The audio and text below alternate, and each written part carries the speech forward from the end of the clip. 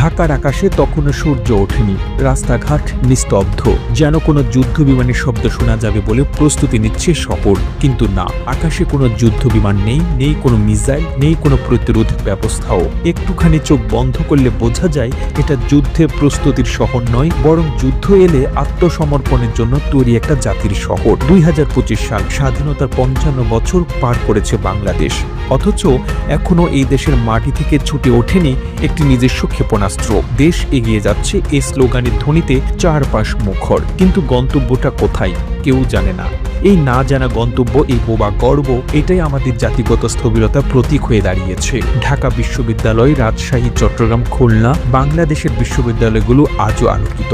ক্যাম্পাসে ছাত্ররা হাঁটে, ক্লাসের শিক্ষকরা পাঠ দেন, কিন্তু সেই পাঠের পরিধি সীমাবদ্ধ সিলেবাসের মধ্যে। করদাতার টাকায় বেতন পাওয়া হাজার হাজার শিক্ষক আছেন, গবেষণা কেন্দ্র আছে, তবুও নেই কোনো বাস্তব উদ্ভাবন। নেই সেই একজন বিজ্ঞানী যাকে আমরা বলতে পারি তিনি বানিয়েছেন আমাদের প্রথম স্যাটেলাইট, আমাদের প্রথম ক্ষেপণাস্ত্র।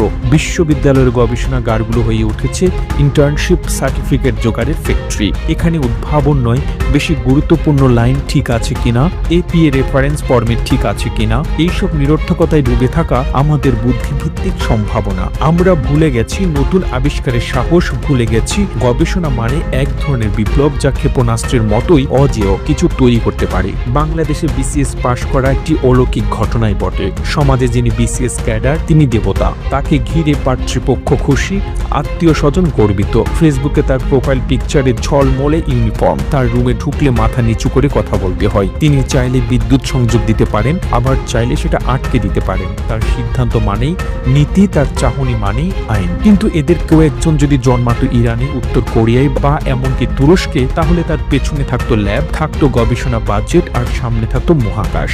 এই বিসিএসদের কেউ হয়তো ডিজাইন করতো গাইডেড মিসাইল, কেউ হয়তো কৃত্রিম বুদ্ধিমত্তায় চালিত প্রতিরক্ষা সিস্টেম। কারণ তাদের সেই মেধা আছে, তাদের সেই ক্যালকুলেশন স্কিল আছে, সেই চাপ নেওয়ার অভ্যাস আছে। কিন্তু আমরা তাদের দাঁড় করিয়েছি দালানের মেঝেতে দাঁড়িয়ে হিজরতের আবেদনে সই করার লাইনে। আমরা মেধার অপচয় করে